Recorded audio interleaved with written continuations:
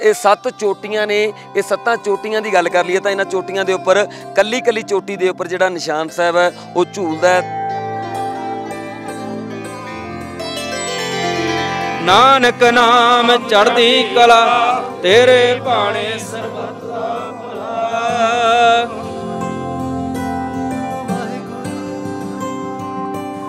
गुरु के सिंह है जिहड़े सेवा कर रहे हैं, सेवा निभा रहे हैं।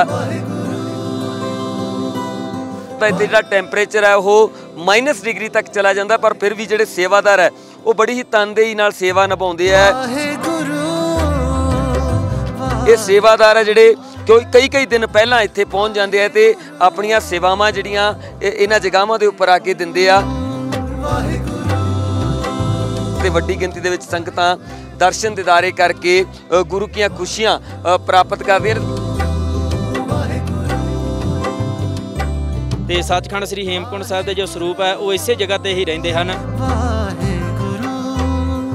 कि सचखंड श्री हेमकुंड साहिब जी की जो यात्रा है 22 मई नूं आरंभ हो रही है।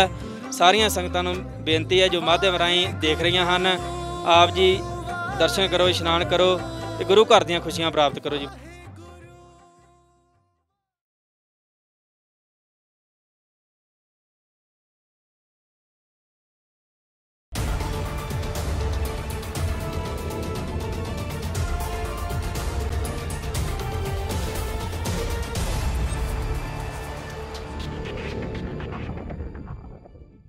वाहिगुरू जी का खालसा, वाहिगुरू जी की फतेह। श्री हेमकुंड साहिब की पवित्र धरती के उपर मौजूद हाँ, जिथे कि संगत दर्शन दीदारे करने पहुँचती है, दर्शन इशनान करने पहुँचती है। उत्थे ही तस्वीरां तो असीं दिखा दईए किस तरह गुरु के सिंह है जिहड़े सेवा कर रहे हैं, सेवा निभा रहे हैं। हुण निशान साहब दे जिहड़ी चोले की सेवा हो रही है, पहला इशनान कराया गया तो उस तो बाद जिहड़ा चोला वो चढ़ाया जा रहा है। लगातार सेवादार है जिहड़े बड़ी ही तनदेही नाल जिहड़ी सेवा इत्थे निभाउंदे आ, क्योंकि जेकर मैं गल कर ला तो इत्थे जिहड़ा टैंपरेचर है वो -, डिग्री तक चला जाता, पर फिर भी जिहड़े सेवादार है वो बड़ी ही तनदेही नाल सेवा निभाउंदे आ। ये सेवादार है जिहड़े कई दिन पहला इत्थे पहुँच जाते हैं तो अपनियां सेवावां जिहड़ियां इन्हां जगहावां दे उपर आके दिंदे आ। वड्डी गिनती दे विच जिहड़ियां संगतां ने वो संगतां इत्थे पहुँचदियां ने, सेवा निभाउंदियां ने अते दर्शन दीदारे करदियां ने, गुरु दा आशीर्वाद प्राप्त करदियां ने। क्योंकि जेकर गल कर लईए तां इस जगह दे बहुत वड्डा महत्व है। श्री गुरु गोबिंद सिंह जी दे स्थान दे नाल ये जिहड़ा नाम दे नाल स्थान है जाणिया जांदा ते वड्डी गिनती दे विच संगतां दर्शन दीदारे करके गुरु कीआं खुशियां प्राप्त करदियां ने। तुसीं देख सकदे हो अज इन्नियां क तैयारियां सारियां मुकम्मल हो जाणियां ते 22 तरीक नूं जिहड़े जथे है वो इत्थे आउणे ने। मैनेजर साहब नाल ने। मैनेजर साहब किस तरह दी सेवावां जिहड़ियां हुण चल रही ने जी? सेवावां आप जी देख रहे हो, हुण इत्थे आप जी कैमरे राही दिखाई रहे हो सारी संगत नूं। अज जिहड़े निशान साहब है उन्हां दी सेवा चल रही है, इशनान की सेवा हो रही है, चोला साहब चढ़ाउणगे ते इत्थे जिहड़े सेवादार हैं साडे सिंह साहब हैं, ग्रंथी सिंह, सारे रल मिल के संगतां सब रल मिल के इत्थे सेवा कर रही हैं। ते आप जी देख रहे हो, संगतां नूं दिखाओ जी संगत देख के इत्थे खुशी चावे भी हाँ उत्थे निशान साहब की सेवा हो रही है। आप ग्रंथी सिंह जी नाल भी गलबात करते हैं। ग्रंथी सिंह जी, एक चीज़ इत्थे अक्सर ही संगतां कहंदियां कहंदे निशान साहब झूलदे दिखाई दिंदे आ अलग अलग जगहों के उपर, वो कित्थे कित्थे ने सानूं वो भी थोड़ा जिहा दिखाया जावे जी। वाहिगुरू जी का खालसा, वाहिगुरू जी की फतेह जी। आप जी सचखंड श्री हेमकुंड साहिब विखे पहुँचे हो जी। प्राइम एशिया के राहीं संगतां नूं दसना चाहांगे कि श्री हेमकुंड साहिब जी दे जो 7 चोटियां हैं वो इस साइड जो 7 चोटियां सुभाएमान हैं।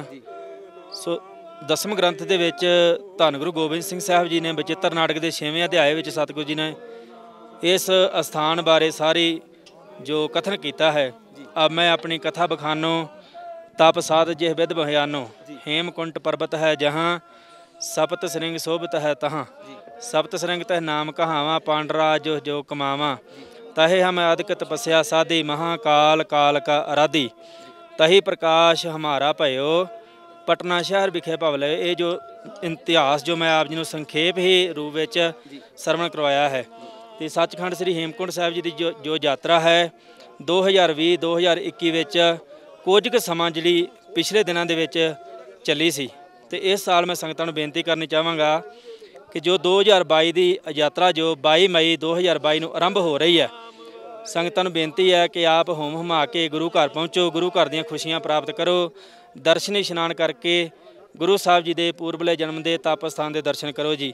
ਇਹ ਜੋ ਨਿਸ਼ਾਨ ਸਾਹਿਬ ਦੇ ਚੋਲਾ ਸਾਹਿਬ ਦੀ ਸੇਵਾ ਹੋ ਰਹੀ ਹੈ, ਇਸ਼ਨਾਨ ਕਰਾ ਕੇ ਇੱਥੋਂ ਦੇ ਜੋ ਸੇਵਾਦਾਰ ਹਨ ਜਾਂ ਜਥਾ ਆਇਆ ਹੋਇਆ, ਸੰਗਤਾਂ ਆਈਆਂ ਹੋਈਆਂ ਹਨ, ਉਹ ਆਪ ਜੀ ਨੂੰ ਇੱਥੇ ਆਪ ਦੇਖ ਹੀ ਰਹੇ ਹੋ ਸੰਗਤਾਂ ਮਾਧਿਅਮ ਰਾਹੀਂ ਕਿ ਜੋ ਚੋਲਾ ਸਾਹਿਬ ਦੀ ਸੇਵਾ ਹੋ ਰਹੀ ਹੈ।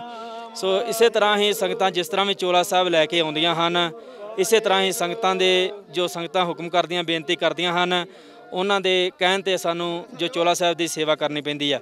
ਇਸ ਦਾ ਮਤਲਬ ਇਹ ਨਹੀਂ ਕਿ ਜਿਸ ਤਰ੍ਹਾਂ ਅੱਜ ਚੋਲਾ ਸਾਹਿਬ ਦੀ ਸੇਵਾ ਹੋ ਗਈ ਅਤੇ ਫਿਰ 2-3 ਮਹੀਨੇ ਬਾਅਦ ਹੋਏਗੀ, ਹਫ਼ਤੇ ਬਾਅਦ ਵੀ ਹੋ ਜਾਂਦੀ ਹੈ, ਕੋਈ 10 ਦਿਨ ਬਾਅਦ ਵੀ, ਕੋਈ 15 ਦਿਨ ਬਾਅਦ ਵੀ। ਜਿੱਦਾਂ ਸੰਗਤ ਇੱਥੇ ਸੇਵਾ ਕਰਦੀ ਹੈ ਅਤੇ ਸਾਨੂੰ ਸੇਵਾ ਕਰਨੀ ਪੈਂਦੀ। ਇਸੇ ਤਰ੍ਹਾਂ ਹੀ ਮੈਂ ਦੁਬਾਰਾ ਫਿਰ ਸੰਗਤਾਂ ਨੂੰ ਬੇਨਤੀ ਕਰਨੀ ਚਾਹਾਂਗਾ ਕਿ ਸੱਚਖੰਡ ਸ੍ਰੀ ਹੇਮਕੁੰਟ ਸਾਹਿਬ ਜੀ ਦੀ ਜੋ ਯਾਤਰਾ ਹੈ 22 ਮਈ ਨੂੰ ਆਰੰਭ ਹੋ ਰਹੀ ਹੈ।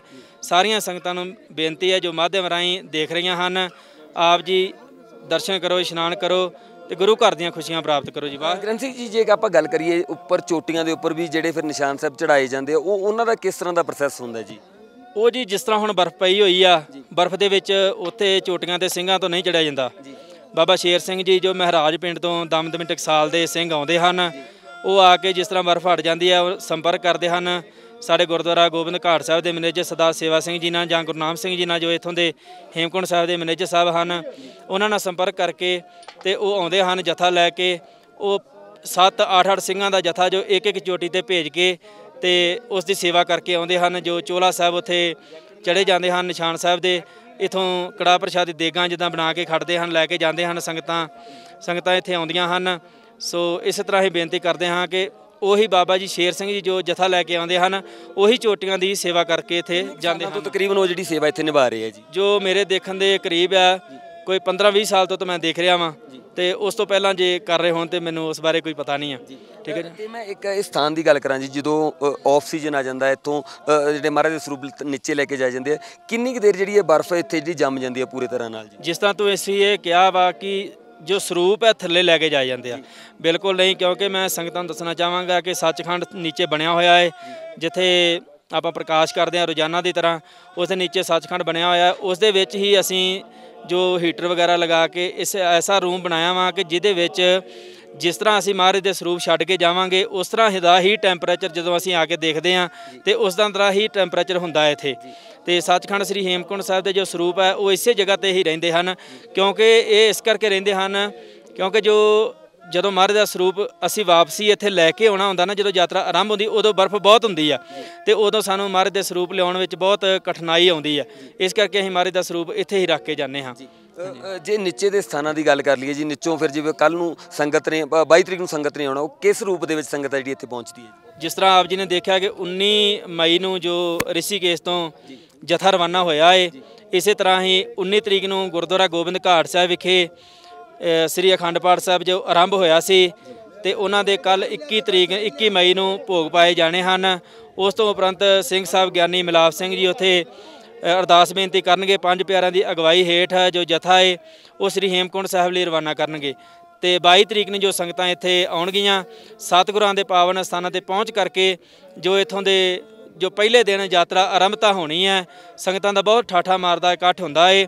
ਬਿਲਕੁਲ, ਜੋ ਇੱਥੋਂ ਦੇ ਗ੍ਰੰਥੀ ਸਿੰਘ ਨੇ ਉਹਨਾਂ ਨੇ ਬਹੁਤ ਵਧੀਆ ਜਾਣਕਾਰੀ ਦਿੱਤੀ ਹੈ ਵੀ ਕਿਸ ਤਰ੍ਹਾਂ ਇਹਨਾਂ ਚੋਟੀਆਂ ਤੇ ਵੀ ਜਿਹੜਾ ਆਪਣੇ ਨਿਸ਼ਾਨ ਸਾਹਿਬ ਲੱਗੇ ਆ ਉਹ ਚੜਾਏ ਜਾਂਦੇ ਆ, ਤੇ ਜਿਹੜੀ ਇਹ ਸੇਵਾ ਹੋ ਰਹੀ ਹੈ ਇਹ ਸੇਵਾ ਕਿਸ ਤਰ੍ਹਾਂ ਦੀ ਹੁੰਦੀ ਹੈ ਤੁਹਾਨੂੰ ਇੱਕ ਵਾਰ ਮੈਂ ਫਿਰ ਦਿਖਾ ਦੇਵਾਂ। ਇਹ 7 ਚੋਟੀਆਂ ਨੇ, ਇਹ 7 ਚੋਟੀਆਂ ਦੀ ਗੱਲ ਕਰ ਲਈਏ ਤਾਂ ਇਹਨਾਂ ਚੋਟੀਆਂ ਦੇ ਉੱਪਰ ਕੱਲੀ ਚੋਟੀ ਦੇ ਉੱਪਰ ਜਿਹੜਾ ਨਿਸ਼ਾਨ ਸਾਹਿਬ ਹੈ ਉਹ ਝੂਲਦਾ ਹੈ, ਤੇ ਦੱਸਿਆ ਜਾ ਰਿਹਾ ਵੀ ਸ਼ੇਰ ਸਿੰਘ ਨੇ ਜੋ ਕਿ ਮਹਾਰਾਜ ਪਿੰਡ ਤੋਂ ਆਉਂਦੇ ਨੇ, ਉਹ ਸਾਰੀ ਇਹ ਸੇਵਾ ਇਹਨਾਂ ਚੋਟੀਆਂ ਦੇ ਉੱਪਰ ਨਿਸ਼ਾਨ ਸਾਹਿਬ ਦੀ ਕਰਦੇ ਆ। ਤੇ ਪਰ ਅੱਜ ਦੀ ਗੱਲ ਕਰ ਲਈਏ ਤਾਂ ਜਿਹੜੇ 2 ਨਿਸ਼ਾਨ ਸਾਹਿਬ ਇੱਥੇ ਥੱਲੇ ਝੂਲਦੇ ਨੇ ਉਹਨਾਂ ਦੀ ਸੇਵਾ ਹੋਈ ਹੈ, ਤੇ ਅਕਸਰ ਹੀ ਜਿਹੜੇ ਸੇਵਾਦਾਰ ਆ ਉਹ ਕਹਿੰਦੇ ਵੀ ਇੱਥੇ ਹਫ਼ਤੇ ਬਾਅਦ 15 ਦਿਨਾਂ ਬਾਅਦ ਜਦੋਂ ਸੇਵਾਵਾਂ ਚੱਲਦੀਆਂ ਨੇ ਤਾਂ ਇਹ ਨਿਸ਼ਾਨ ਸਾਹਿਬ ਦਾ ਜਿਹੜਾ ਚੋਲਾ ਹੈ ਉਹ ਬਦਲਿਆ ਜਾਂਦਾ ਹੈ। ਹੁਣ ਇਸ ਤੋਂ ਬਾਅਦ ਅਰਦਾਸ ਬੇਨਤੀਆਂ ਹੋਣਗੀਆਂ, ਅਰਦਾਸ ਬੇਨਤੀਆਂ ਤੋਂ ਬਾਅਦ ਜਿਹੜੀ ਅਗਲੀ ਪ੍ਰਕਿਰਿਆ ਇਸ ਸੇਵਾ ਦੀ ਜਿਹੜੀ ਨਿਭਾਈ ਜਾਏਗੀ। ਵਾਹਿਗੁਰੂ